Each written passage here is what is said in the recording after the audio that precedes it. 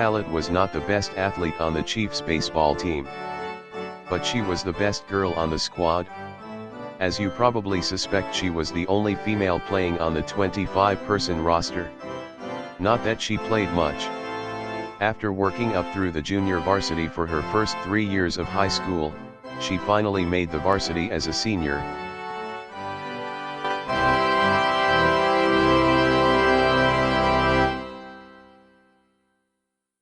She was on the varsity, but she mostly rode the pine. She sat on the bench almost every game. Hitless in 45 trips to the plate over her career, she still managed to make the team every season. There were a number of reasons for this, not the least of which was that the baseball team of the regional school had not been good enough or lucky enough to have a winning season in decades, and in fact they had several campaigns with only 1 or 2 wins. More than that, though, was her relentless desire to get better. She practiced more, played harder, and did everything she could to become a good player. If effort and hard work were a guarantee of results, Marie would have been a star. As it was, she rarely got into a game other than at the end of a rout, or on the very rare occasion when the team had a big lead. Such was the case in the 22nd game of the dismal season, when the Chiefs, who had only one victory to that point, had a 10-4 edge on Portland, a team from a significantly larger community. Coach Lenny Sear tapped Marie on the shoulder at the end of the 5th inning. "Okay, kid, you are in the game. Go take over second base." Marie was elated, and so were her fans. Among the few hundred spectators that sunny May afternoon, were her 72-year-old grandfather, and her 95-year-old great-grandfather.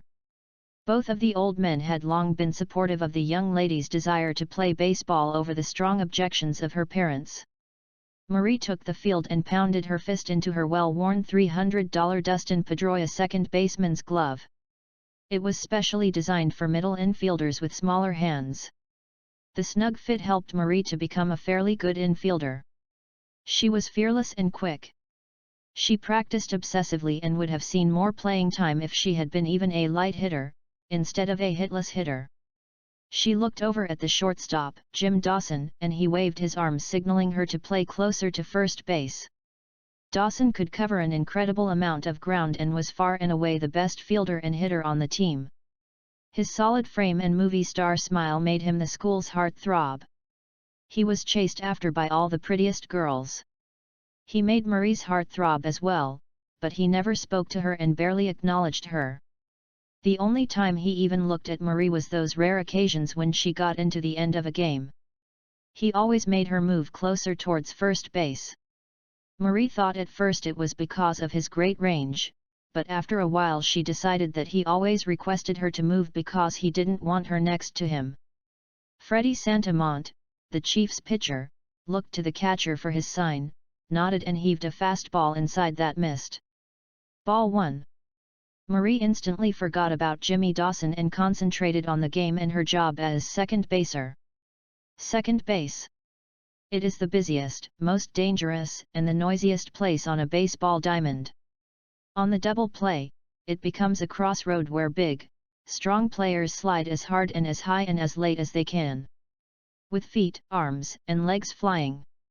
A great number of the most serious injuries in baseball occur during the mayhem that is the double play. The second baser must cleanly field the batted ball and then transfer it from glove to hand, as skillfully as a Las Vegas poker dealer, before finally firing the pellet to first. The fielder must do all of this while ignoring the express train streaking at the sack, in the form of a 200-pound opposition player. So it was on that warm day in late May, that Marie was inserted into the game with her team leading by 6 runs, with a man on first base and nobody out. Coach Sear was managing as if the team were in the state finals. He was taking no chances on blowing the lead. He put a shift on, and had Marie move behind the bag, so that she could cover second on a ball back to the pitcher or to the third baseman. The batter swung and lined a grounder sharply to the pitcher. The ball ricocheted off Santamont to the third baseman, who fielded it cleanly and fired it to Marie. She was stretched out to catch the ball and make the out at second base. She had little chance of turning the double play as the runner heading to first was the fastest player on the field. While Marie was thus stretched out, the runner came in high and dirty and knocked the tiny second baser 4 feet off the bag. Somehow she held onto the ball, but the dirty slide had caused an apparently severe injury to her left leg. As she grimaced in silent pain in the dirt, the shortstop Jimmy Dawson tackled the smiling, dirty slider as he tried to walk away. Jimmy took down the much bigger player and began firing hard alternating punches into the bewildered face of the slider. By the time they were finally able to tear Jimmy off that slider, his face looked pretty much like the dirt it had collapsed in, except that the face had even more blood on it than the dirt. Jimmy went over to Marie and gazed at her lying on the ground, silently bearing what had to be excruciating pain. In one of those rare, life-changing moments that fortunate people sometimes have, Jimmy for the first time actually looked at the young woman long and hard. Marie. A direct descendant of a Native American chief of the Wampanoags. She had long straight, jet black hair. Her sharp features were arresting, if not beautiful. The thick, dark eyebrows seemed like arrows pointing to riveting emerald eyes as big as clamshells. As a little girl she listened to her great-grandfather tell tales of the great Hall of Fame pitcher, Chief Bender. Albert Bender, called Chief because of his Native American heritage, won more than 200 games for the Philadelphia Athletics. He also won 6 World Series games and is credited by a number of baseball historians with inventing the nickel curve. In modern baseball, it's called a slider. When all the other little girls were playing with dolls, Marie was to be found in the backyard wearing out one after another of her family playing catch and hitting fungos. Everyone from her mom and dad to her granddad and great-grandfather got involved. From the age of 4 or 5, all she wanted to do was play baseball. Her resolve stayed with her. All through grammar school, and middle school and even into high school when she became a young woman, she just wanted to play baseball. But lying on the ground that day after being hurt in a dirty slide, she thought she would never play again. At the hospital things began to look better. The X-rays revealed nothing worse than a bad bruise. When the doctors said she could have visitors, a parade of company flooded the room. In the lead, with a huge bouquet of pink carnations, was handsome Jimmy Dawson, followed by coach Lenny Sear, a handful of other players, and her parents and grandparents. "Marie, I want you back in time for our final game," said the coach. "I just want you back," added Jimmy Dawson with a smile. Even her mom and dad had suddenly decided that despite the injury, they wanted their daughter to resume her baseball career. Over the next week, Marie made a rapid recovery and was declared fit to play in time for the final contest of the season. Just before the start of the game, Marty Jones, the regular second baseman, informed the coach that he had a bad hamstring problem and couldn't play. As Marty hobbled to the bench, he looked over at Jim Dawson. Nobody in the stands or on the bench saw it, but Jones winked at Dawson. Jim looked back at his teammate and gave a slight nod of acknowledgement. The coach told Marie that she was the starting second baseman, but she could not believe it. In 4 years of high school ball, she had never started a game. "It's true, Marie. I have no choice," said Coach Sear. "Jones is hurt. You have to play. Don't worry, Marie. You'll be fine. You know why I kept you on this team. It wasn't your hitting, obviously. Or even your fielding, though that's pretty good. It was your attitude. Your persistence. You respect the game. You never argue or make excuses. You are a credit to the sport. Don't make me go on any more. Just go out there and do the best you can. I will be proud of you no matter what." Marie performed well in the field, making no errors and participating in 2 double plays, but as usual was totally inept at the plate. She had struck out 3 straight times when she came up to bat in the last inning. She walked slowly to the plate, expecting every second that she would be lifted for a pinch hitter. The game was tied at 3 apiece in the final inning. The 7th The Southern Maine team had come into the ball game with a record of 24 wins and only 2 losses, while Marie's team, Northern Maine Regional, had only 2 wins against 24 defeats. There were runners on second and third with 2 outs.